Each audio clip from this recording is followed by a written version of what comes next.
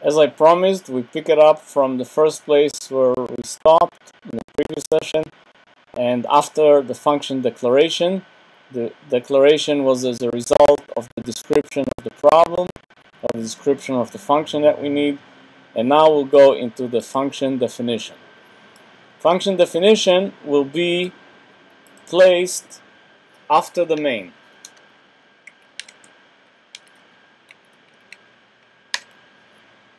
And this will be actually writing the function. So now let's go into Xcode.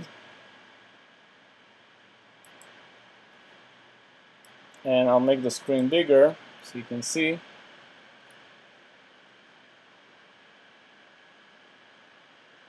Okay. So here is the function definition.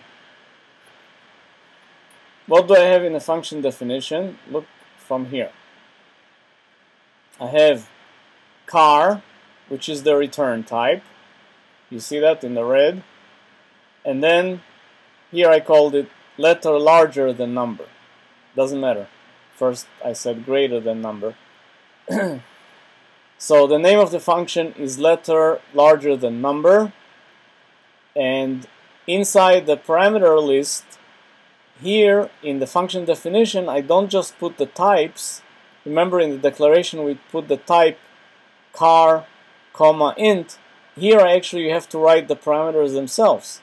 So I say car is the type, ch is the name of the parameter, and then comma, and then int is the type of the second parameter, and num is the name of the second parameter. So those are the parameters that I will work with inside the body of the function. Now here, when we have the curly brace, the left curly brace, we start the body of the function, and what I do in the function is I define a variable called diff, which is an integer, int diff, and I say I take the variable ch, which I received here, and I say ch minus quote, single quote, a single quote.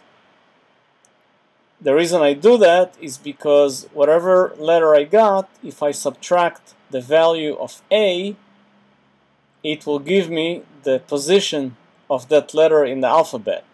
We'll talk about the value of the characters at a later point, but this is a technique used in C to know how far inside the alphabet we are. So ch, whatever letter it is, minus a will give me the number, but a is 1, so I add plus 1.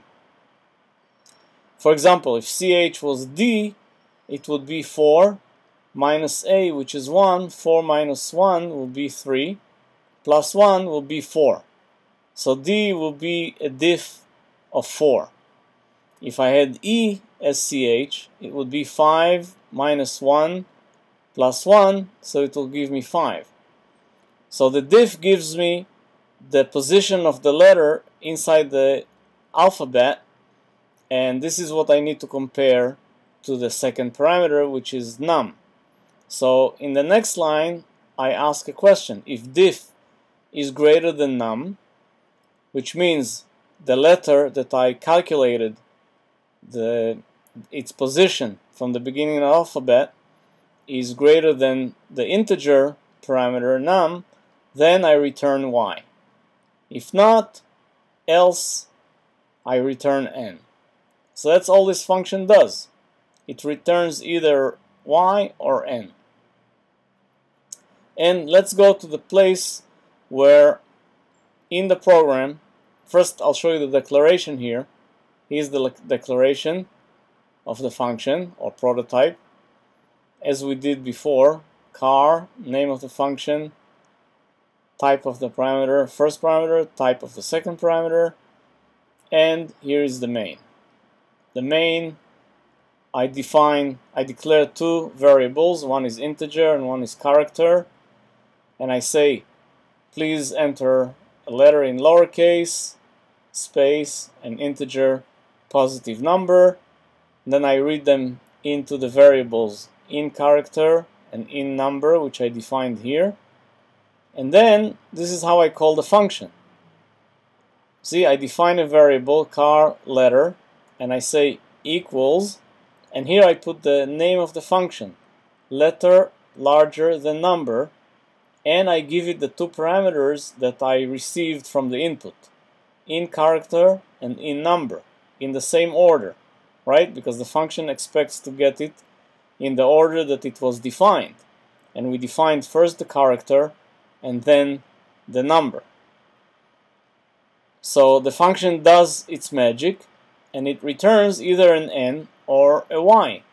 So the character letter will receive either an N or a Y as a result of using the function over here, right? Calling the function, this is called calling the function on the parameters, returns us the return value of the function, which is either Y or N. And then I'm asking, if letter is equal to Y, print the letter was larger. And if not, if the letter was not Y, which means it was N, I say print the letter was not larger. And that's the end of the program. So this is the way I use the function inside the program. And let's see how it works. Let's see if it works.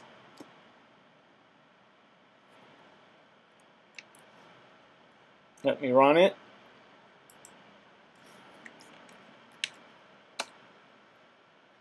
Make it larger first. And call the program. And it's asking me to enter a letter in lowercase, space, and an integer, positive integer. So let's say I'll put the letter E and the number 7. Hit enter. The letter was not larger because E is equivalent to 5 and 5 is not larger than 7. Now let's run it again and let's this time give E and 3. So this time E is equivalent to 5 still, so 5 is larger than 3. So let's see what it says. The letter was larger, right? Let's do another one. Let's put the letter Z and the number 27. Which is larger?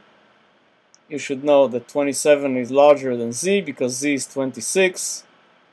So the program knows it too, and it says the letter was not larger.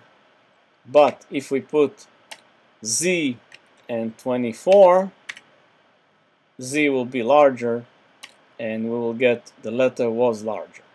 So you see that the program works, and now you can go ahead and try to do the homework that I gave you today. And you know about the declaration of a function, the definition, and the way you call the function, and everything should be clear by now. If you have any more questions, please send me an email and we'll discuss it maybe over the phone if you have any more questions. But this is it for now, so good luck with the homework. Please do it and don't fall back, because we want to do nice things. I want to give you already the program to write the game of life, do nice things with arrays and matrices. So we have a lot of good stuff coming up. If you know how to use functions, we'll go ahead and move to the next topic and it'll be more fun. Okay, that's it for now. And again, let me know if there are any questions.